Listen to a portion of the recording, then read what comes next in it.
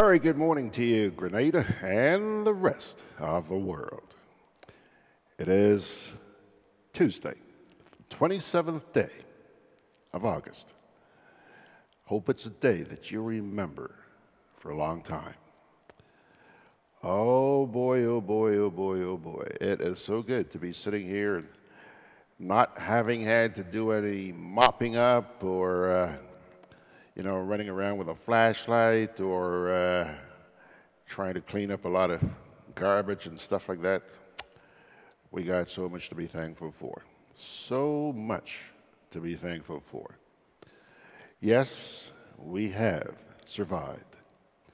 And not just survived, it's the way we did it. I mean, there was nary a huff or a puff or a sprinkle for that matter. I mean, I woke up this morning and the street out here was as dry as a nut, huh? So let me make sure you guys are there this morning. Hang on. Yeah. Well, we're going to talk a little bit about what's transpired here. Well, actually, let's forget about what transpired because as far as I'm concerned, Dorian is behind us.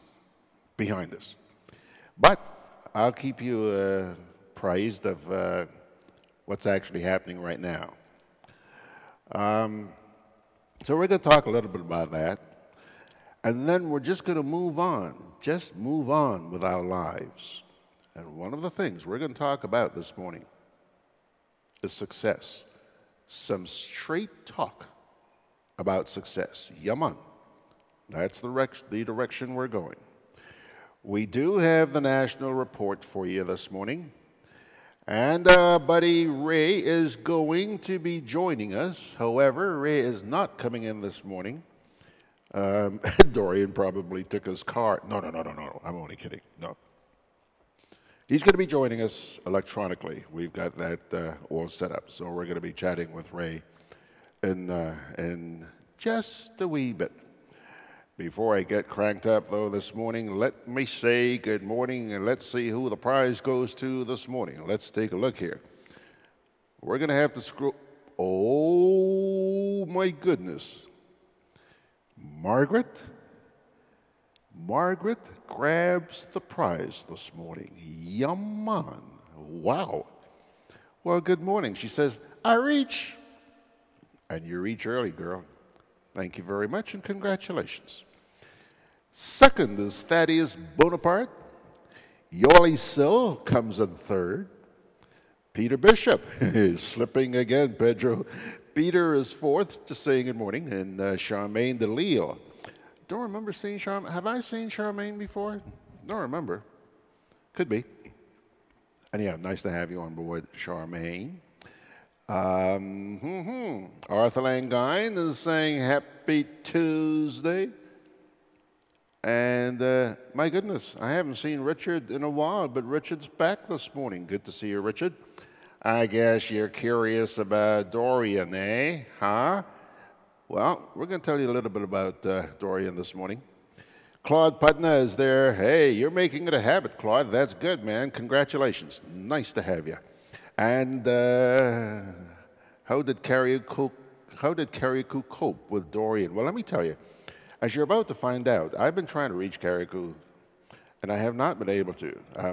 But you know that John is on pretty much every. Hey, there he is. He's saying no lines today. He knows he's a bit late. He's only 4 minutes late, but he's saying no lines today. John, I did try phoning you this morning, and they said that your number was unavailable. Okay? So get ready to give us the scoop on what went on in Carriacou. And Sean is saying good morning. Hello, Sean. It's good to see you as well. Fitzroy Adams, just another cool day in Brooklyn. Yaman. And John Bruno is saying good morning. John, I think you're in Carriacou, so you can also tell us what happened out there. Charmaine DeLille is saying, yes, you did. Okay, yeah, well, she's been with us before, and Charmaine, welcome back. Nice to see you. And Peter obviously knows her because he's saying, good morning, Charmin. Nice to see you here. Okay. Thanks a lot, folks. Now, let's get down to brass tacks. Dorian has come and gone with nary a whimper. I've not heard of any major destruction, but if you happen to have observed any damage, I trust that you will share it throughout the course of this morning's broadcast. You know, folks like John and John, Bruno and Bruno and Kennison. Did some calling around this morning, and here's what I found out. I spoke to a former Prime Minister, Tillman Thomas, out there in St. Patrick this morning, and he said absolutely nothing at all happened out there. It's nice and calm this morning, business as usual. As I mentioned a little while ago, I've been unable to reach John Kennison, but I'm sure he's going to fill us in. I did speak with a broadcaster, the manager and owner of one of the radio stations in St. Vincent, and he said they fared very well. Actually, I spoke with him, oh boy, it must have been about 7 o'clock this morning, and he said, boy, George, absolutely nothing happened up here last night, nothing. But he said, now it seems like there's a little rain about to start falling. Well, we're going to show you some pictures, and just a picture in just a little bit. St. Lucia, I was able to ascertain from the weather office at the airport up there, Huronora, they're having some light rain, and that was up to just a few minutes ago, but no significant weather, okay? What I'm going to show you in just a wee bit, you'll see that Dorian is, or at least at about 8 o'clock this morning, directly overhead Martinique with lots of thunderstorms. And that was about 8 o'clock this morning. Let me pull that up right now. Take a look. There. Now, that is Dorian. You see the big red blob at the top? And this picture was taken at about 10 to 8 this morning. You probably see a dark outline almost in the middle of that blob. Well, that outline is Martinique, and then just to the north of that, Dominica, okay? Now, if you drop down a bit, you'll see a little red arrow pointing up. And that arrow is pointing directly at Grenada. Now, you notice that Grenada has some kind of gray stuff overhead. Huh? Well, that's the high cloud that we're seeing out there. When I looked outside this morning, yes, a lot of sunshine coming through, but there's a lot of high cloud. That's a cloud you refer to as cirrus. It's made up of ice crystals, cirrus or cirrostratus. They're both out there this morning, actually. And that's what you're looking at, you know, that area that surrounds Dorian there. So there's the picture. If you go up a little bit, you see St. Vincent. There's some blue stuff near the St. Vincent. And then you see St. Lucia, and then Martinique. Boy, Martinique, they're in for it. By now it's probably gone, but anyhow, that's the way it was a little while ago. Clive Devers is saying, good morning, class. What a night. Hold on a second. I'm anxious to hear what Clive has to say because he's in Barbados. He says, what a night waiting on Dorian's arrival. Wait, constant delays on its arrival. Went to bed and experienced listening to the heavy rain and thunder.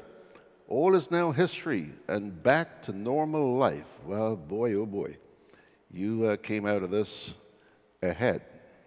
Congratulations, Clive. I tried reaching you guys yesterday afternoon to find out whether or not you were feeling that stuff, but I couldn't. Charmaine DeLeo saying good morning to Pedro. John Bruno says, here in Petit Martinique, we got a drizzle. No wind or rough seas. Speaking about rough seas, you folks know that Sharon and Carla and a few of us usually go to the beach every morning. Well, we did not go yesterday, and we did not go this morning. Now, a short while ago, I was speaking to Ray, and Ray said that the water was kind of choppy this morning. He said yesterday was fine, but the water was kind of choppy this morning, and even here from, excuse me, from the balcony where I sit here, you could tell that the water was choppy. As you look out over the bay, just off the fort down there. So yeah. Bernard Gilbert saying good morning. Nishon Wells saying good morning. He's here and listening. And Adries Hippolyte Jew says, Carriacou cloudy, a little rain last night and this morning, but I guess that's it. See, man, we had a lot to be thankful for. St. Lucia was having some rain up to a little while ago, as I mentioned, and the storm is currently overhead Martinique, or should be gone by now. The Met Office here in Grenada is still saying that Dorian may bring showers and thunder showers to the state of Grenada, mainly in the northern parts on Tuesday. That's today. They also say that swells generated by Dorian are affecting portions of the Lesser Antilles, and they should continue during the next several hours. They could cause life-threatening surf and rip current conditions. Seas are expected to be moderate to rough, with waves 8 to 11 feet in open water. Okay? So, having said all of that, we still do have a lot to be thankful for. And I bet that many of you who had the hair at the back of your neck on edge overnight because of your experience with Ivan a few years ago, you're now breathing a sigh of relief. Perhaps, you remember that saying that God is a Grenadian? Perhaps he is, after all. I mean, this was not a major storm by any stretch of the imagination, but already there is talk about it reaching all the way up to the United States. It was the fourth named storm of the season, which is just about at its halfway mark. And I bet that the forecasters have already begun scratching their heads to figure out what went wrong with their predictions. Granted, we still have 3 months left until the end of November, so be on guard. All right? Okay, folks, Chester Simon saying good morning, and right now, take our first little break here, and we'll come back with the National Report.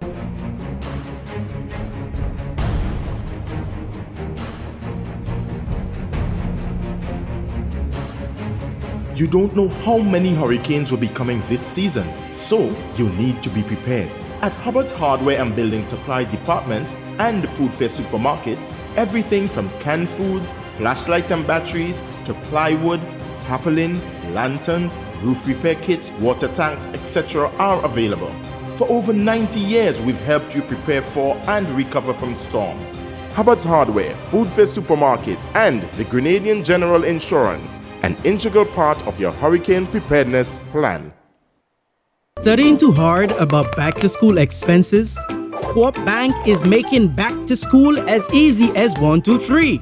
Enjoy competitive interest rates, affordable monthly payments, speedy decisions on applications. Come in and apply today. Welcome home.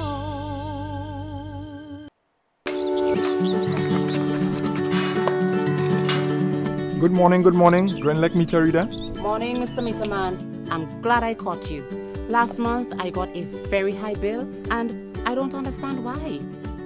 Last month, we were not able to access your meter, so we had to estimate the bill. This will happen if we don't get an actual reading. So, what can I do to ensure that my meter is easily accessible?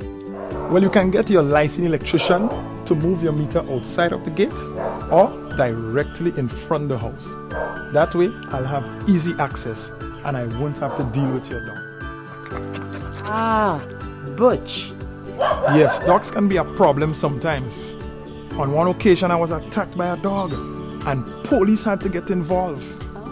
Customers who don't want to cage or tie their dogs should really move their meter and make it easily accessible.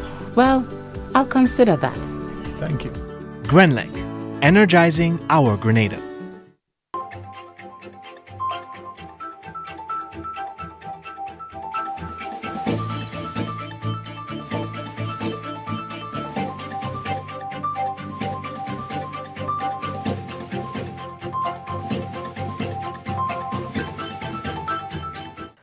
Grenada remains under tropical storm watch. Details to this story and more in the National Report.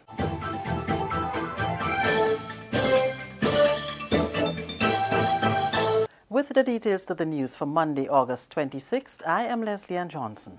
Grenada continues to be under tropical storm watch as the center of Tropical Storm Dorian is expected to move near the Windward Islands this evening and tonight and move into the eastern Caribbean Sea on Tuesday.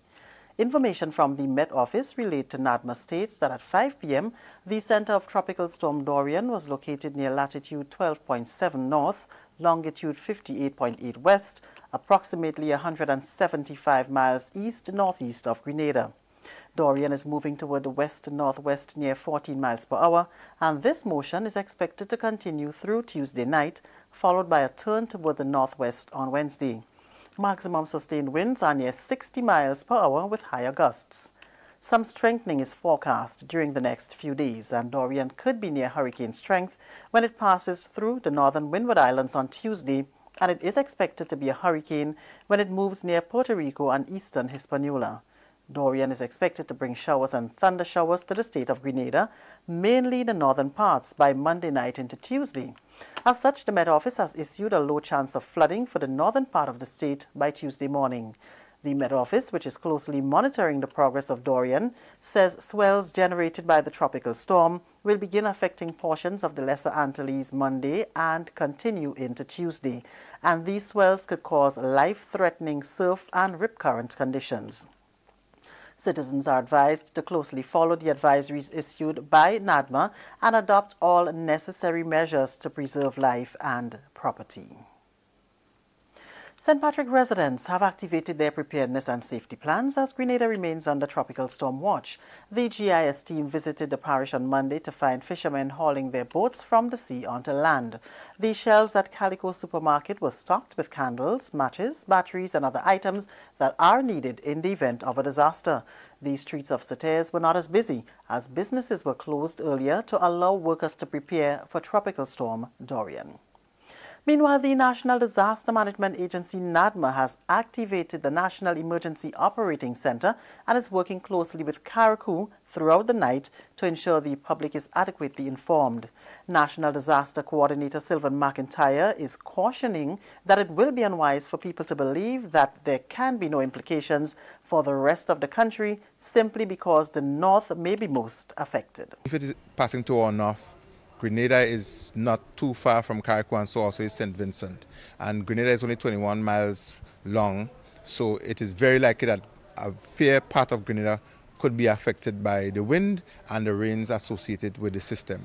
So we're asking persons at this time, information that is most critical to making decisions is to find some means of getting information. We'll be up throughout the night giving information, so persons need to have some radio or means that they can get information, and also they need to have a flashlight in the event that power goes down, have clean covered containers, store some water, store additional food, ensure that any little drain outside your home, behind your house, in your vicinity that could be blocked, that could create flooding, that you really check on that. And most important, I can't say too much, that people must listen for information that says from the National Disaster Management Agency.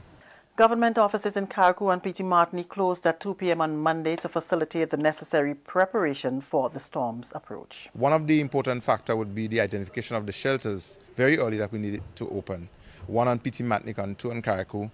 We advise that they be made available at least by 4 p.m. today, so that persons who are suspect in terms of the facilities, they can start moving to the shelter and not to wait until the system is directly on us and try to rush to get into them. This is the National Report. More news after the break.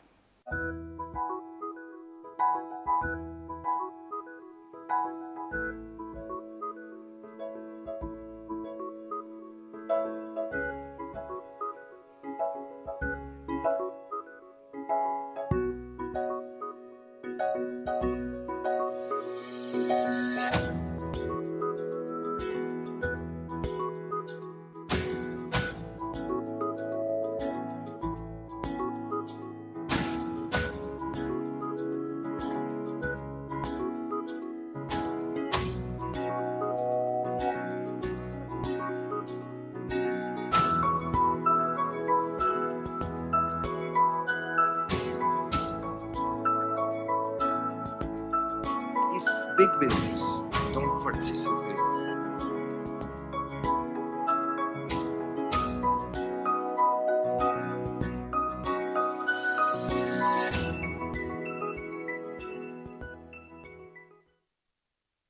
Continuing the news, new developments earmarked for Lassages will help to transform the parish of St. David. Work on the first of 2 luxury 5-star hotels with oceanfront villas, spa and water sport facilities will get underway soon, with completion expected in 2022. Range Developments, which specializes in developing luxury resorts in the Eastern Caribbean, will be working with award-winning Six Senses Hotels, Resorts, Spas. The company has other leading hotel developments in St. Kitts and Dominica. The Six Senses Hotel project was launched on Friday. Prime Minister Dr. The Right Honourable Keith Mitchell says the level of investor interest in Grenada speaks volumes about confidence in the local economy. He's pleased that St. David is getting its share of development. So I'm proud of what we are seeing in our country today. Mohammed, I'm proud of the fact that you've chosen in your team, you've chosen this country. I'm proud of the team that we have had leading this process. And I look forward to the start of this important project. Historically, it used to be St. George's, St. David's. Sister worried about St. Mark's, they're coming too. St. Patrick's getting his share. St. Andrews, Carriacou and Petit Martinique is holistic. So I'm proud that we'll be seeing a more rounded development throughout the length and breadth of the country. Managing Director at Range Developments, Mohammed Assaria, says Grenada is quite suitable for this type of development. He commended the government on the growth of the tourism product over the last 5 years. Lassages is one of the best 10 beaches in the Caribbean. It is a destination waiting to be created, and we will create the unimaginable there. All Six Senses resorts are built to the same exacting standards. Minister, you'll be glad to know all their resorts have to be LEED certified. On site, it's a compulsion. There must be drinking water bottling plants, and a farm-to-table philosophy is integrated into the design and concept of the hotel. With Six Senses, we will create the exceptional in St. David's. Meanwhile, Parliamentary Representative for St. David, the Honourable Oliver Joseph, says history is in the making for his constituency.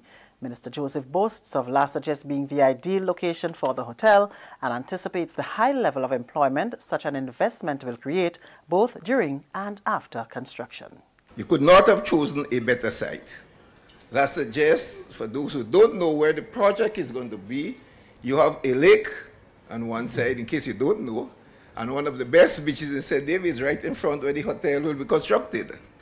And so you're in an ideal location to put a Six Senses hotel. Yesterday, when I was in my constituency office, 90% of the people that came said, how soon is construction starting?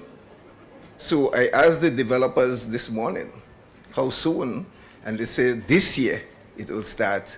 And we will have a brand new hotel in 2022. Finally, Prime Minister and Minister for National Security, Dr. The Right Honourable Keith Mitchell, has expressed sympathy on the passing of former Commissioner of Police, Mr. Fitzroy Bideau.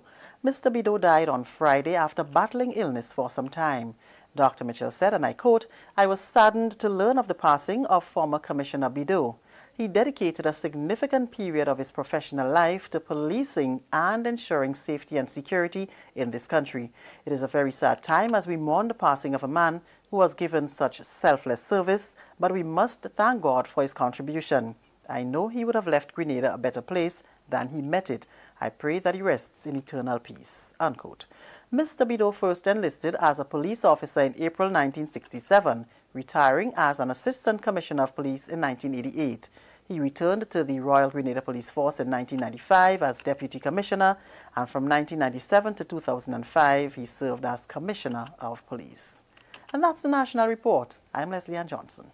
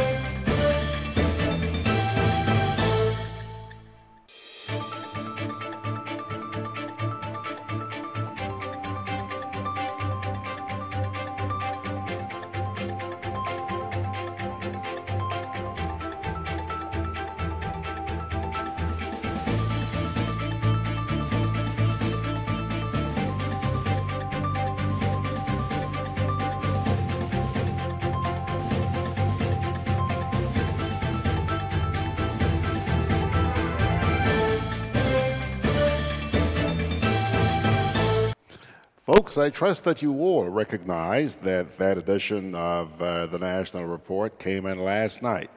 But I made absolutely sure, one, I did absolutely no editing to it, and two, that I ran it for you, even though I knew that what was said in there would sound a little bit dated, you know, because the storm came and went. I just played it because I wanted you to hear the caliber of the GIS's reporting on Tropical Storm Dorian. Now, there were a couple of comments. First of all, John says, sorry, east, not west. John is making fun of these people. Remember what happened yesterday when we were told that the storm was actually west of Grenada when it was actually east? That's Johnny Boy there for you. Benedict Cador says, candles in high winds? Yes, again, Benedict, I understand where you're coming from, but Benedict, come on. The candles are not only valuable during the storm. I mean, after the storm goes and the high winds go, a lot of people still need candles. So, you know, you have to look at it from both sides. I understand where you're coming from, and you're trying to be funny, right? I understand. But be real. Now, there's also a note here from somebody, and I'm so happy to see this, Nicole Gittins Kitchenama. And Nicole says, bonjour, good morning from Martinique. Wet and a bit windy. Feeling the effects of Dorian. Lots of rain, especially in the south, with the town of Rivière-Pilote experiencing flooding as the rivers are full. Things are expected to improve as the day progresses. Well, Nicole, one, thank you very much for chiming in. A little while ago, I was explaining to the people, to my listeners, what I saw in that image of Dorian at about 8 o'clock this morning. It seemed like it was right overhead you guys, so I'm not surprised to hear that you were having a lot of rain. We're happy that you're safe. Thank you very much for chiming in. Benedict Cador also says, thanks for the update. Glad to know it was not worse. Hope the flooding doesn't cause any loss of lives. Donna Joseph is also chiming in, and Nicole comes back and says, nope, just some businesses might be affected. Over 60 millimeters of water in the last hour. Boy. But we were told to expect that. Yeah, girl, we're happy that you're okay. And GIS says, well, Mr. Joseph, 90, John Kennison says, GIS, read the GIS report. Well, Mr. Joseph, 90% of 2 people in your office is? John, that's the standard of our education, even when you're in the cabinet, man. Anyhow, folks, I asked this gentleman to show up this morning a little bit early, not realizing how long I would be blah, blah, blah, blah-ing about this tropical storm. And here he is, my friends. Here he is, Mr. Ray Roberts. Good morning, Ray. Morning to you, George, and to your group of listeners, and I want to wish them well, and certainly hope they have all, well, I don't know if they ride out the storm, if there was a storm, but whatever it was, I hope certainly they all are happy and healthy, and if not wealthy. You know, Ray, the first thing I mentioned to Ray this morning is how well he looks this morning. I mean, you can actually see the guy's face. I mean, he's all lit up this morning, and we're happy about that. I take it, Ray, that you didn't see anything. The streets out here are perfectly dry this morning. Well, I don't know if I saw anything. Yesterday I was on the beach. The water was like, somebody said this morning, a lake. This morning it was very choppy. I think I saw some precautionary measures taken by the fishermen. Several of them did pull their boats onto the shore. That's about it. Didn't really notice. I played tennis as usual yesterday. Everybody was there, in fact.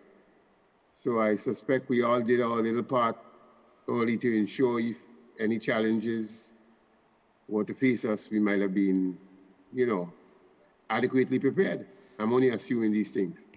Well, maybe a good assumption. Preparedness, yes, but we still don't have our. I understand Carriacou activated some shelters, but here in Grenada, we know nothing about our shelters yet. All right.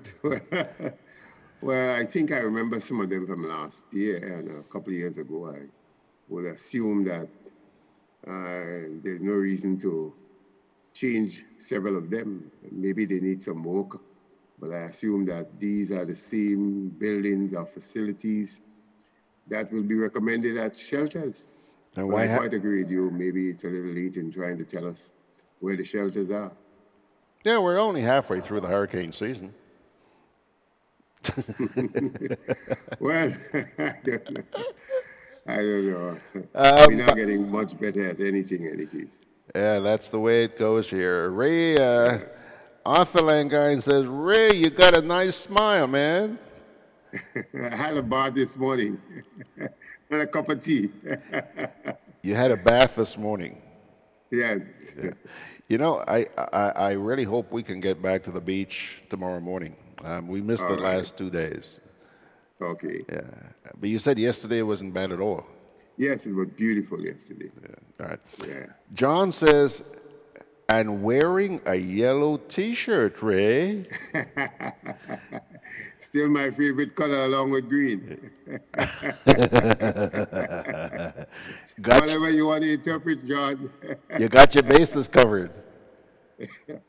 Well, I think there are two colors I have a great passion for. Green and yellow. Yes. I have to be honest with you, Ray. I'm not a big fan of yellow. But yellow and red are not two of my favorite colors. Okay. But I love green and blue. Okay, yeah. okay. Yeah. Yeah, I have a lot of that. That was long before I got involved in something that is associated with that. For whatever reason. Always too many green shirts and too many yellow shirts. Yeah. Yeah. Anthony de Riggs. Anthony is somebody like me. He keeps a close eye on what's going on in the Atlantic every hurricane season. And he says here, George, thank God for the presence of dry air. It made a big difference in inhibiting rapid growth. He's referring to the storm. Well, I guess he's passionate about tracking storms, so I listen to him. I really don't follow that much, George. I take the information from the Met Office and treat it as gospel and do as best as I can, but I really don't, get there in front of the screen or on the cell phone and track every move, not at all. I'm powerless. I consider myself always powerless against these things. And I understand so that. I agree to the advice. And I understand that, Ray, but, because of the work that I do, I believe that I do have an obligation to keep my listeners and viewers informed, okay? However, and the people like me benefit from it. Well, without people like you, let me dumb. Let me give you a big joke, Ray. I went out yesterday and I splurged. I mean, I spent big time preparing for the storm. And let me explain to you what I bought. I bought 3 items. One was a little flashlight for $13, and that included, hold on, man, hold on. That included 2 AAA batteries, right? It's a nice little LED flashlight. Got it at one of the Indian stores downtown. And then I went over to Foodland, and I spent big time on 2 tins of cocktail sausages. You know those little sausages that come in the tins for right? I bought 2 tins of those. That rate was my spending in preparation for the storm. Why? Because, I've been following this thing coming across the Atlantic, and I don't rely on what comes out of the Met Office here. I spend a lot of time checking out people like NOAA and the National Hurricane Center and so on and so forth.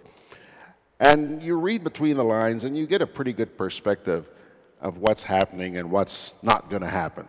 All right? But I still have this obligation to put out the quote, official word. Never mind what I personally think. I'm not a certified meteorologist.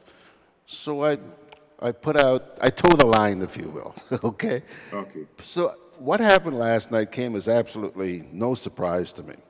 So I really didn't see much sense in spending more than $30.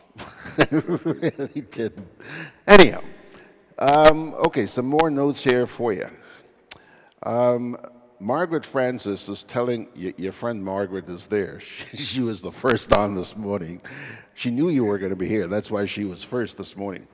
And she I is... wish her well. I saw her mother on the beach this morning. So I said to her, I just spoke to George, and George is afraid of the weather. And you are not afraid of the weather. You were there Monday, you were there Tuesday. I said, where is Margaret? She said, Margaret is out of the country. She has returned to the United States. Well, I have to say to Margaret, her mother is extremely, I thought she would have been a little more, you know, on the side that her son recently died.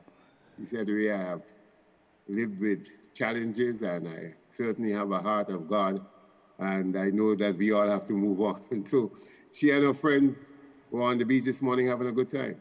Okay, okay, there you go. Mag, so you see your mom's in good shape. Don't worry about her. Better shape than her. Ray is keeping an eye on her for you, all right? I hope to run into her one of these days down there as well. So anyhow, Margaret says to John, John, yellow is a happy color.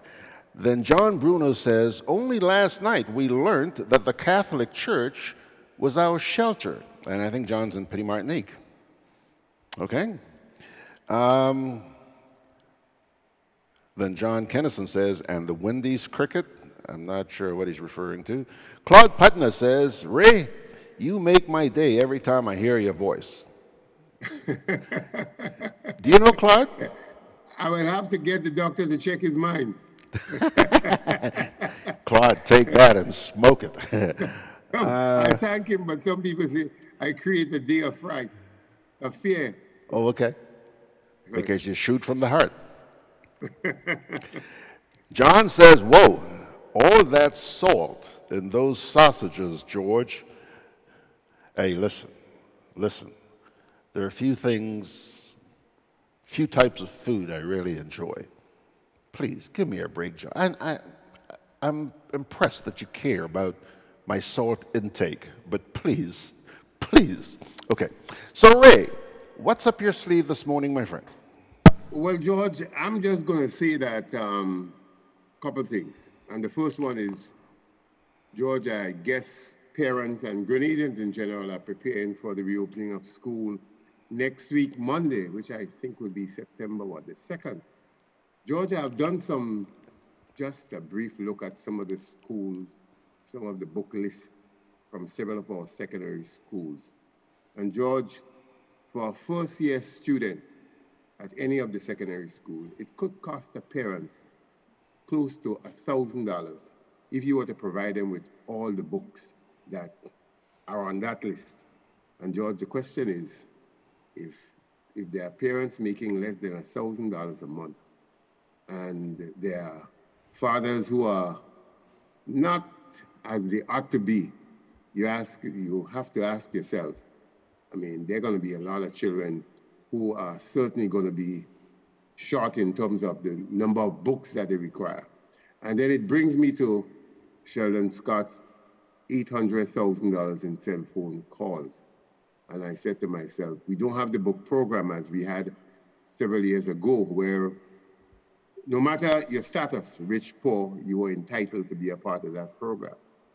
And I would certainly hope that our government or education officials, and more importantly, the people of Grenada take note that a program of that nature, the book program that we had where you pay a small sum for administrative purposes and you get as many books as you desire, that needs to be reinstituted. Because I'm telling you, I've looked at some of the book lists and I see books 95, 85.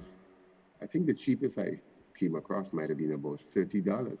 But George, you had to have a nice checkbook, maybe bigger than yours and mine, to be on the ball. So that's the first thing I want to talk about. And the second one I want to just mention about is cricket. George, I can't believe West Indies could be bowled out for 100 runs. And one man can take 5 wickets, George. It sounds like me and you batted.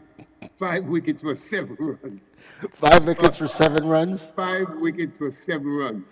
That's the, in the history of cricket, no one else has ever done that. Taking 5 wickets for 7 runs and 5 top West Indian batsmen.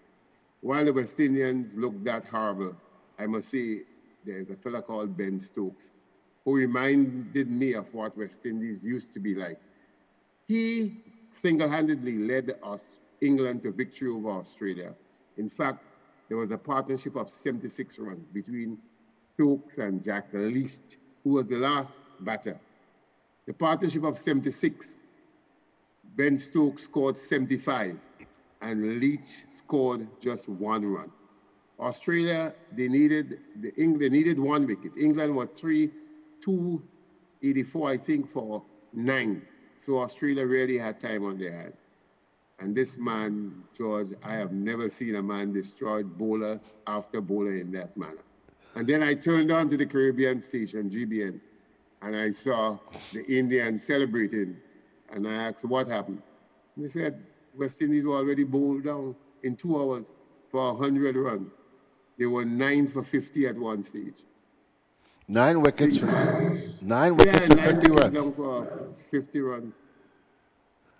You know, I'm sitting here listening to you, Ray, and I remember a few weeks ago we had Claudette Joseph on the program, my Sunday program, and we were talking about the state of things in Grenada, you know, how terrible things are here. And she said to me, you know, with a straight face, she looked at me and she said, you know, George, perhaps this place has a hex on it. You know what a hex is, right? A curse. Right. Well, maybe there's one on the West Indies. I don't know. Well, I hope not. But really and truly, I don't mind losing. But that's a bad thing, man. They came from India, you know. We are hosting them in the Caribbean. And we're hosting them in conditions that we think are advantageous to us. And we didn't make an impact. I mean, that's the horrible part of the story. That, well, you know now it's a commercial world. Your ability to sell your rights based on the numbers you are likely to bring to a television or a commercial station. And I'm saying to people, if that's what we look like, it's going to be hard times for West Indies cricket, because ESPN and others certainly will not pay much to broadcast a Caribbean match. It has to be maybe free. And even, well, you know, they still may take it on for the humor element. I mean, to see a team. Well, it tells the great story about this thing, George. Remember when the politicians, Keith Mitchell, Keith Rowley, they were championing that you have to replace the board, and the board has to have new management and greater accountability and government participation.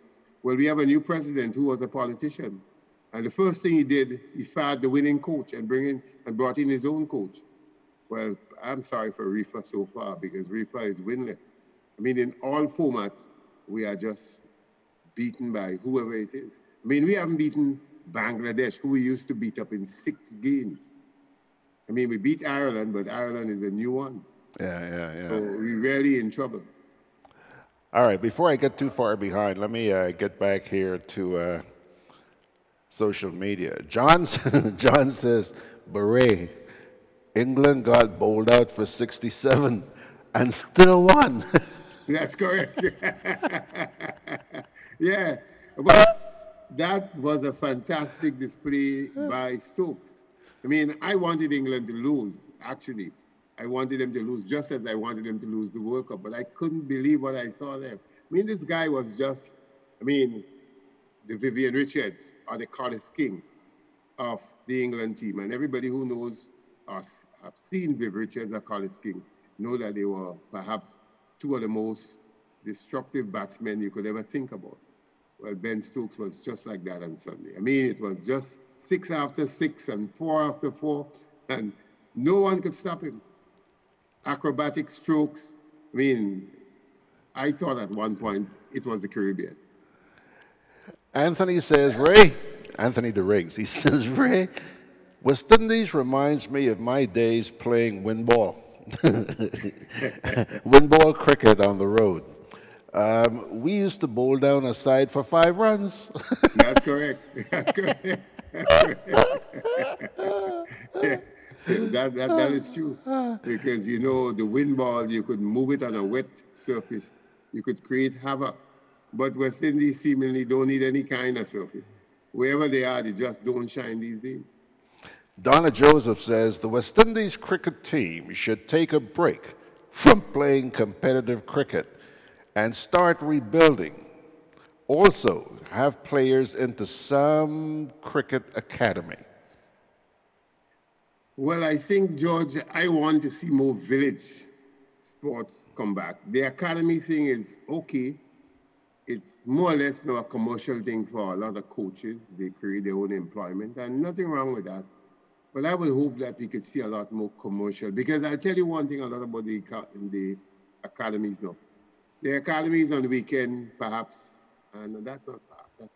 For some people, it's a daycare center. You can drop your boy or your girl to learn a sport there, come back at a particular time and pick up the boy or girl.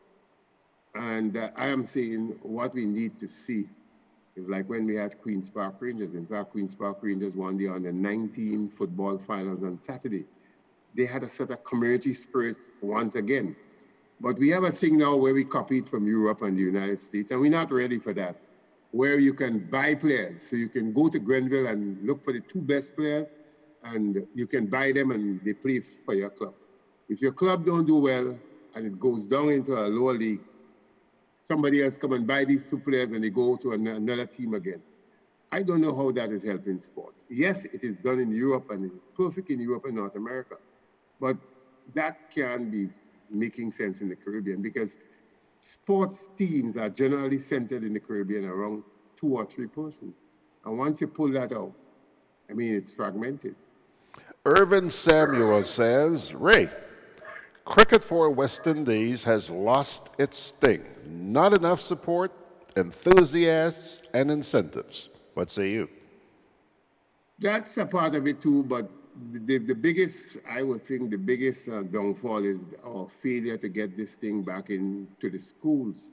I would think you and my days would remember that this was something you see in every backyard in the primary schools, people playing cricket.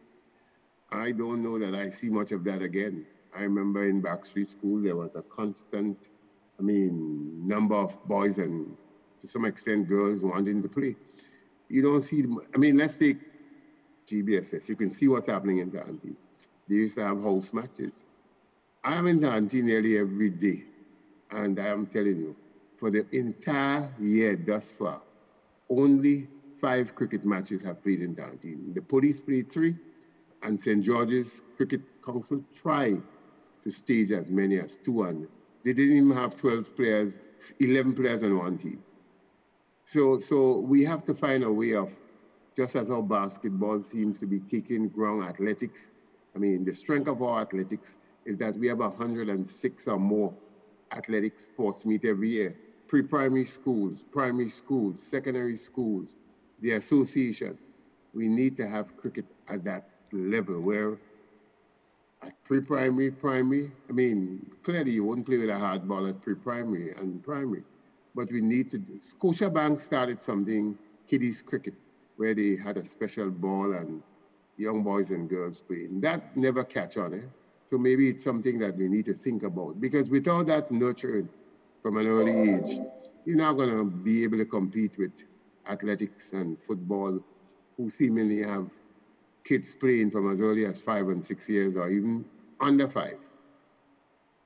Ray, in just a minute, I'm going to play, as soon as you and I are through, I'm going to play a little piece dealing with success. And I'm glad that I didn't run it at the top, because we're talking about success now and the dream of success for the West Indies. But I also want to share with you a couple of comments here. First of all, and I hope you take this one seriously, Isaac O.P. Joseph is saying KCM should be the manager of the West Indies cricket.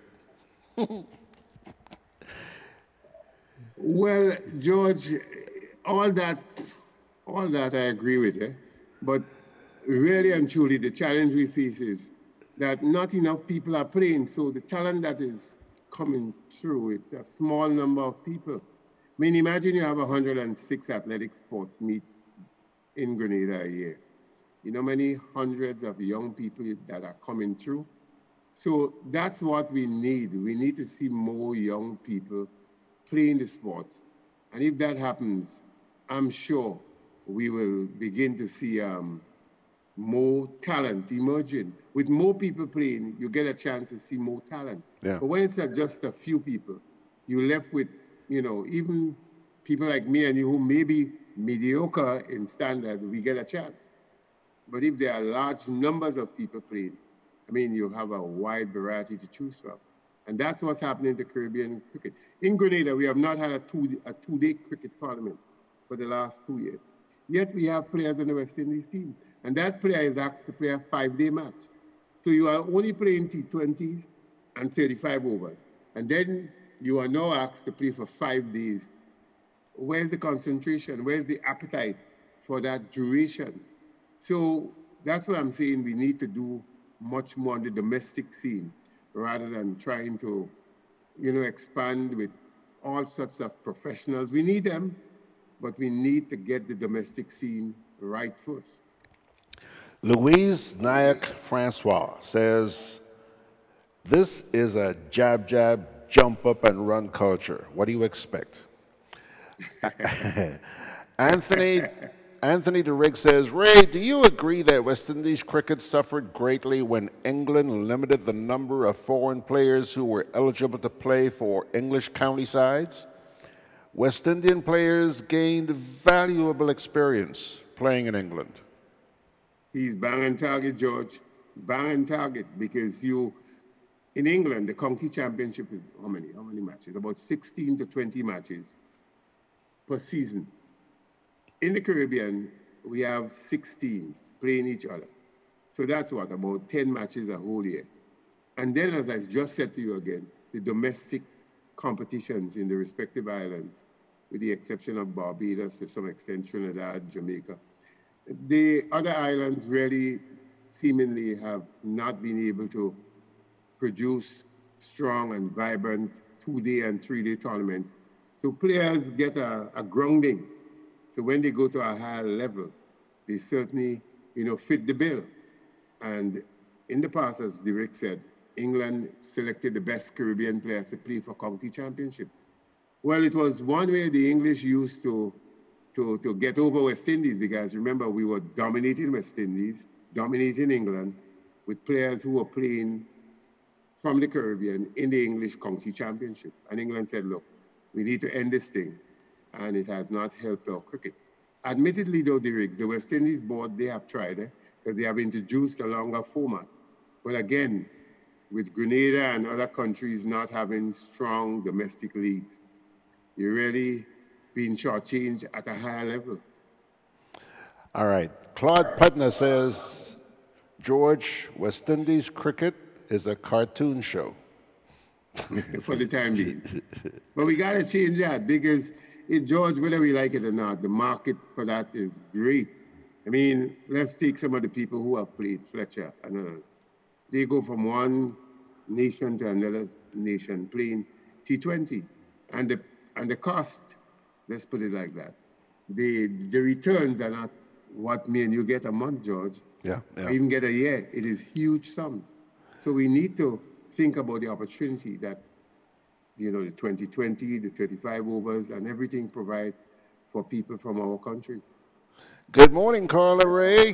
Ray says that the beach was choppy this morning, so it's a good thing we didn't go. John Kennison says, I'm involved in a young cricket squad, and 2 went to play for Grenada's under-19s, and the teams they put out were not the best players on ability. Well, again, John, the problem is, I am off matter last. They play what? 250 overs matches. If you don't get runs and you don't get wicket, well, you don't get picked. And again, if we are having a longer season, 10, 12 matches, you get an opportunity to perform over a long period of time so you can demonstrate consistency. But with 2 games, you may get a bad ball, you may get a bad decision. So many factors could go against you. So he is right. In this case, you may be shortchanging players who deserve to be on the national team. Samantha McFarland Thomas says West Indies players need to focus and stop studying partying when it comes time.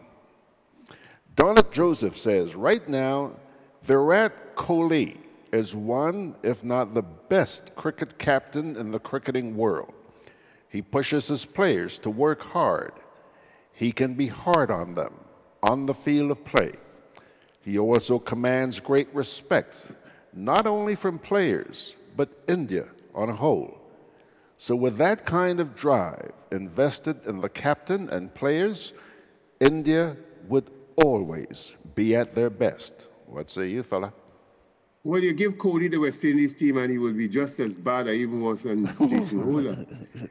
India, if you listen to commentary, Sunil Gavaskar says, and he says, if you open a window on the right side, you see cricket. Open a window on the left side, you see cricket. In other words, he says north, south, west, east. Any window you open on your house in India, somebody is playing cricket. Now, I live down in the south. I could talk because those were the days that I was very youthful. Monuj, the Limes, Callis, Woburn, both top and bottom, Springs, Belmont. 6 cricket grounds. I have not seen, and I drive through the Limes pretty often, I have not seen a single match there, I would say, in the last 5 or so years. I don't know of a single cricket team from South St. George right now. Okay. And we have the biggest population in Grenada, that area they call South St. George. So that tells you that we are limited to just whoever lives in the other parishes. So we have to just recognize that India, they have a strong base, and that's the challenge. India has a massive base. We don't have a base anymore. It's just a few people playing. All right. I mean, yeah, it's just a few people playing. In closing, Ray, Irvin Samuel says it is time to introduce cricket to Brazil and other South American countries to get greater interaction of the sports within the region. Well, if you look at what is happening now, the ICC is not a small organization anymore. There are more than 100 countries involved, and they stage tournaments at varying levels. So countries are gradually getting up the ladder. I think cricket, particularly the T20 and the 35 overs, I'm positive within the next 10, 40 years, George, they will be big as football, because T20 cricket is just, a marvelous experience. It's short just like baseball. It has all the flair, all the color you could think about. So I could see more and more countries playing cricket. In fact, China is involved, and that's the biggest population in the world. China is involved. They play in minor tournaments, but the Chinese, give them a few years and they will be, if not, just like what they do in football. They pay the best, they get the best Brazilian players, the best English players. They all are now playing in the Chinese Football League and paying massive sums of money. Look out for China in the next 10 years. All right. All right, Ray. Here's a parting word from your good friend, Margaret. Margaret says cricket is a losing proposition. Well, I would say for the time being, she's accurate, but I'm hopeful that some work will be done and there will be I hope there will be a rediscovery of the talent we once had, and we can see it in a new form. Because, as I said to you a while ago, it's no longer a game where you play just for fun. You can make huge sums of money. Ben Stokes played in India, the Indian Premier League, and his value to the team was €1 million. So that's a T20 match. That's the cost of him. I'm saying that we have to begin to recognize that we need to do the infrastructure. And if we do it, I'm sure we will build upon it. But if we do as what we're doing now, if we do what we're doing now only, Margaret, you may be right that cricket may be already dead. All right, and Sharon agrees with her to an extent by saying in the Caribbean. Okay, Ray, to wrap it up, you used the magic word there, money. I want to play a little piece here that's only about 5 minutes long, worthwhile listening to, and it has to do with success. Listen to this and see how it applies, how it may apply or may not apply to the West Indies. Check this out. Success is overrated. I know all these motivational guys, the gurus, they're gonna be salty. They say go, go, go, hustle hard, skip sleep, make money. That's cool. It has its place. But all of that takes second priority to enjoying your life, to loving the people around you. Because let me tell you this, the death of all of these celebrities, the death of the people around me really got me thinking about how short life is. And if you listen to these guys who say go, go, go, you're gonna miss what's important. You're gonna find yourself climbing up a ladder, and if you get to the top, that's if you get to the top, you're gonna realize, dang, it was leaning against the wrong wall. I promise you, there are a lot of successful people in the graveyard right now that would happily, I guarantee you happily, give anything to be above ground one more day so that they can tell their family, to tell their friends that they love them. Just one more time. Because that's what's important. As the old saying goes, there has never been a deathbed regret that went, boy, I wish I spent more time in the office. Or boy, I wish I spent more time hustling. Oh boy, I wish I spent more time making more money. It was Jack Cornfield who said, in the end, only three things really matter. How well we lived, how well we loved, and how well we learned to let go. He didn't say how well we built our bank accounts. He didn't say how well we built our mansions. He didn't say how well we built our social media followings. You better wake up before it's too late. I believe it was Shakespeare who said, I've seen many unhappy kings, but many happy shoemakers. Zig Ziglar said, everybody knows money won't make them happy, but everybody wants to find out for themselves. So listen to me, bruh. I'm not saying don't be successful. There's nothing wrong with financial success. Listen, I'm an entrepreneur myself. I like money. In fact, I'm gonna tell you a secret. I don't think you can get too much money. But if money gets you, that's too much. If money becomes your God, if you make $1 million but lose your friends and your family in the process, is that success? If you make $1 billion but lose your health in the process, is that success? These guys talk about don't sleep. What you mean don't sleep? Sleep is more important than your diet and exercise program combined. You can't think clearly if you don't sleep. They're talking about I sleep when I'm dead. No, you'll be dead if you don't sleep. The Dalai Lama himself, he said, man sacrifices his health to build up his money. And then man sacrifices his money to rebuild his health. You ever felt bad for enjoying yourself? Like, oh, I should be doing this, I should be doing that. But you should be doing exactly what you're doing now, fully. Whether that's watching a movie, whether that's enjoying a night out with friends, you should be doing that fully. Don't let these guys, these gurus, guilt trip you out of enjoying your life or taking care of you. Don't let your ambition become your prison.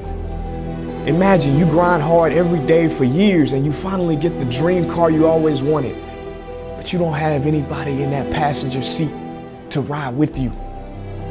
You're driving so fast, you don't even appreciate the breeze blowing through your hair. You better slow down. Slow down and enjoy this thing called life. Enjoy the moments. You only have a limited number of them. Stop always grinding.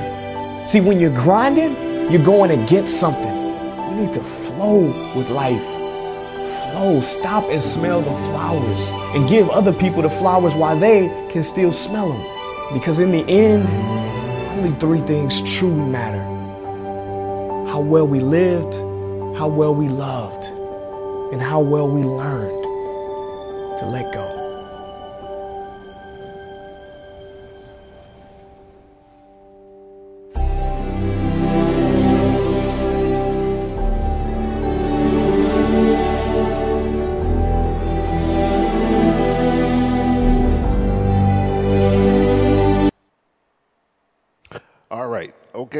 Okay, folks, just about time to pull the curtain down, but I have to tell you this. While you were watching this, a little piece came in from Donna Joseph, and I'm glad that Ray is still around. Ray, very quickly, I want you to react to this.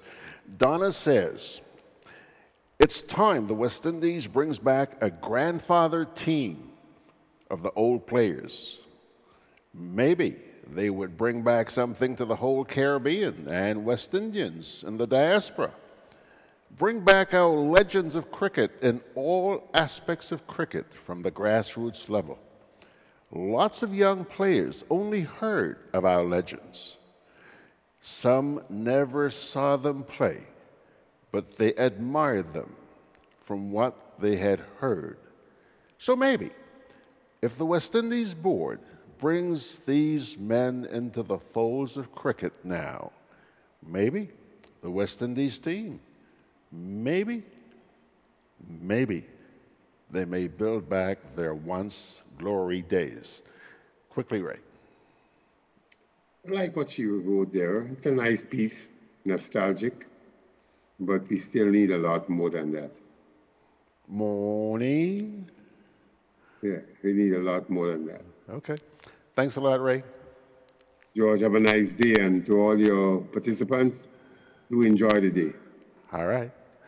And Sharon is reminding us, back to the beach early tomorrow, please, God. Yes, Sharon, we're hoping to be back to the beach tomorrow morning, and maybe one of these days we'll bump into Ray down there. Pilgrims, just before we scoot.